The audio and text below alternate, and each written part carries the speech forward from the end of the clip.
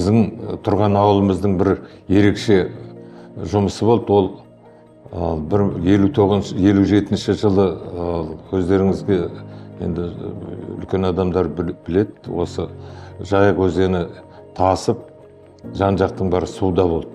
Сол кішкентай ғана ауылымызда судың ортасында бір аралда тұрғандай болды. Жан-жағындағы көлдер, сайлар бәрі сумен толып тұрды. Міне осы суды пайдалану үшін кезінде енді үкіметтің қаулысы ма, әлде облыстық шешімдерге байланысты ма, соған миллион пекин құсын әкеліп қосты. Сонымен кішкентай ғана ауылдың бәрі маңы су, үсті әппақ құс болып тұрды. Біздің енді бала күнгі жаздағы жұмыстарымыздың көбі осы құсты бағу еді. Арнайы құс фермасының басшысы болды, Меңдіғали дейтін ағамыз. Сол мектептен үлгілі оқушыларды таңдап алатынды.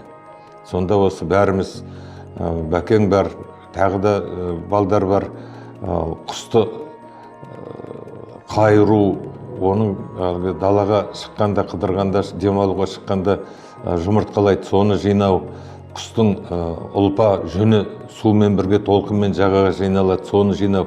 Сондай енді бір көзге қарағанда ауыр емес, бірақ жауапкершілігі үлкен.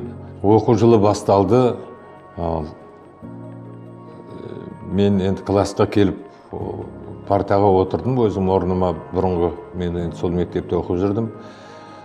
Сол бір мезетте бағанағы Бақтықожа келіп, менің қасыма келіп, мына орын бос па деп сұрады.